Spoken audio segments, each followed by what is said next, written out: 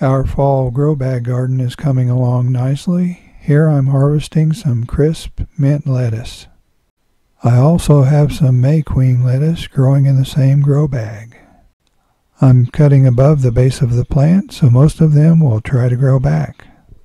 Even though we're in early October, we're still getting stuff to eat. To go with our lettuce and our salad, I'm pulling some radishes. I also planted some more radishes about 2 weeks later.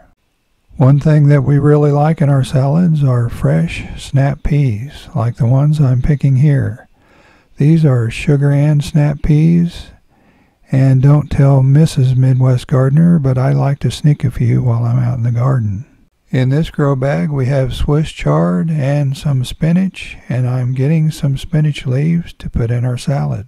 Chagimasai is a great source of vitamin A and has 4 times as much vitamin A as carrots. It's also a good source of minerals and protein. To go along with everything else in the salad, I pulled a few carrots to thin them out a little, and they'll go nicely with everything else. And while I'm at it, I'm just going to snack on this pea. And nothing makes a salad better than a few Sun Gold cherry tomatoes. Along with all the fall stuff, we're still getting some summer crops too, like all of these peppers. We've got some Aconcagua, some Jimmy Nardello, some Guernica, some Buena Mulata, and we even have a few tomatoes there. Those are Bundaberg Rumball. And there's one blot pepper on the end, just for good measure. We still have lots of peppers on the plants, so we'll still be getting peppers until frost. These are shishito peppers that are really productive and really tasty. We have 2 Aconcagua pepper plants, and both of them still have plenty of peppers and are still setting on. This one even has a couple of blooms up on top. Another one that's still blooming and setting peppers is Jimmy Nardello. It has a whole bunch of them that are going to be late, and I'm not sure if all of these will ripen before our first frost. Probably not. The Oda peppers are also still setting on and have lots of little peppers at the top along with lots of blooms.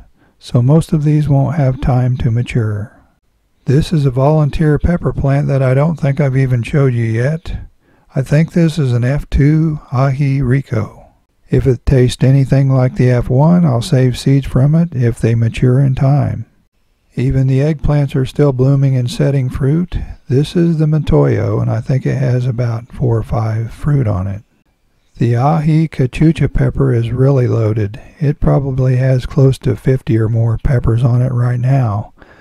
Most of them are green, but I'm hoping we'll have time for a few of them to ripen so I can save seeds. I'm really glad that I grew this one this year, and I think I'll grow it again next year. All of our project peppers have peppers on them now, and these are starting to ripen. I've been calling this one Halloween because it has really dark foliage, and the peppers ripen to an orange color. I've been using succession planting with my lettuce and my radishes, so this is some late lettuce. It's mixed. Then I also planted some Marvel of 4 Seasons and some Butter Crunch. Hopefully these will have time to mature a little bit before the cold weather hits. Here's a look at the radishes I was talking about earlier. The real black eggplant also has quite a few fruit still on it, and I think some of these will have time to grow a little bit. You just never know with the weather in October. The petunia tower that I made in the spring is still doing pretty good and has lots of flowers on it. Before they left, the hummingbirds would occasionally visit this one. This is the eggplant that I pruned heavily back in August, for those of you who remember that, and were rewarded with a nice harvest in early October. Some of these could have been picked in late September, but I wanted to let them grow a little bit, so I waited a while. All of the project peppers have done pretty well this year, and I plan to let a few of the seeds go in a few months, later this year or early next year. These are some of the variegated ones, and the Odapinos are the F6 generation, so it's time to let some seeds go on those too, I think. They start out dark purple, turn lighter purple, then change into orange and then red when fully ripe.